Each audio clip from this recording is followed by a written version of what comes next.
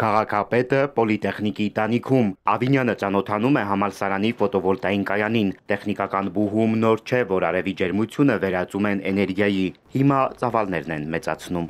Այս ծրագրերը իրականացվում են, որպեսզի Երևանի պոլիտեխնիկական համալսարանը ինքն արտադրի իր իսկ էլեկտրաէներգիան, արտանետումների էական նվազեցում ունեն այդ առումով եւ լինի էլեկտրաէներգիայի արտադրման տեսանկյունից ինքնաբավ։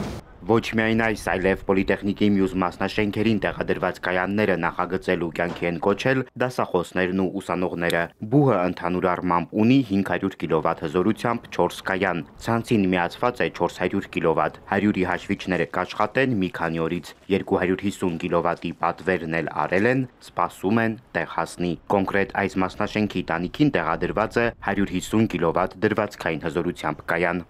Էներգախնայողության տեսակետից, ֆինանսների տեսակետից համալսարանին տնտեսումների հնարավորություն է բերում, այսինքն ապահովում է այս կայանները էլեկտրաէներգիայի ծախսի տնտեսում, իսկ այդ տնտեսած միջոցները մենք կարողանում ենք ուղղել կրթության որակի բարձրացմանը։ Բաղկացած է 300 հատ, յուրաքանչյուրը 500 վատ հզորությամբ մոնոկրիստալային բարձր էֆեկտիվությամբ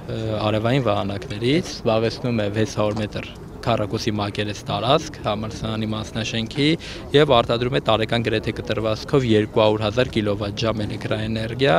որը համալսարանի համար տարեկան կտրվածքով խնայում է գրեթե 10.5 միլիոն դրամի խնայողություն է ապահովում։ Միայն այս կայանը ապահովում է պոլիտեխնիկի 3 մասնաշենքի հոսանքի ծախսը։ Տարեկան կրճատում է մոտ 80 տոննա ածխաթթու գազի արտանետում։ Արևից էներգիա ստանալու հարցում մեր երկրի աշխարհագրական դիրքը խիստ շահեկան է։ Հայաստանի Հանրապետությունում միջինում 1 կՎտ հզորությամբ արևային կայան, օրինակ այս դեպքում 2 վահանակը, արտադրում է 1500 կՎտ էլեկտրաէներգիա։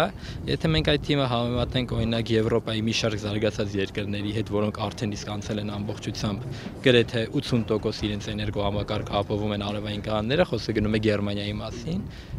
այնտեղ 1 կՎտ հզորությամբ արևային կայանը արտադրում է 1000 կՎտ էլեկտրաէներգիա։ Մալուխները ինչպես սնուցող երակներ, արևի ճառագայթներից էներգիա են ստանում ֆոտոէֆեկտի միջոցով, այն անցնում է կայանի զարկերակ խողովակներով, հասնում ինվեկտորին եւ հաստատունից վերածվում փոփոխական հոսանքի։ Արևային կայանները նախագծելիս եւ պատրաստելիս հաշվի են առել մի շարք հանգամանքներ, աշխարհագրական դիրք, եղանակային պայմաններ եւ այլն։ Եթե դուք տենում եք, նրանք մի քանի շերտից են բաղկացած եւ նրանց վերին շերտի ապակին ուղղակի ապակիչ է հատուկ պատրաստված սիլիցիումային այլ խառնուրդների հետ պինդ ապակ է, որը ամբողջությամբ դիմանում է կարկուտի հարվածներին։ Վահանակների շահագործման ժամկետը 25 տարի է, դրանից հետո եւս կարելի է կիրառել 80% արդյունավետությամբ։ Խնդիրը մայրաքաղաքի աղտոտված օդն է, այն անդրադառնում է նույնիսկ կայանի վրա։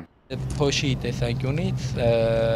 կախված է թե արևային կայանները իրականում ինչ տեղանքում են տեղադրված, փոշու քանակությունը այդտեղ ինչքան է։ Երևան քաղաքը եւ Արարատյան հարթավայրի այս ամբողջ հատվածը գտնվում է ոչ բարենպաստ կլիմայական պայմաններում, մասնավորապես ձմռան ամիսներին։ Էներգիայի առումով ինքնաբավության կհասնի պոլիտեխնիկը։ Ռեկտոր Վարդանյանը վստահեցնում է, արևից կորզած էներգիան կարող է ծածկել ծախսի եթե ոչ 100, ապա 90%-ը։ Եթե օրենքը թույլ տար, կարող էին եւ ավելին ստանալ։ Մենք չենք կարող 5-750 կՎտ-ից ավել կառուցել, քանի որ համալսարանը ունի 5 առանձնացված հասցեներ եւ յուրաքանչյուր հասցեի համար ըստ գործող օրենսդրության կարող ենք կառուցել ընդամենը 150 կՎտ կայան։ Արևային էներգիայի կայանների աշխատանքին մասնագետները հետևում են առցանց, խափանման դեպքում դրանք ազդանշան են ուղարկում։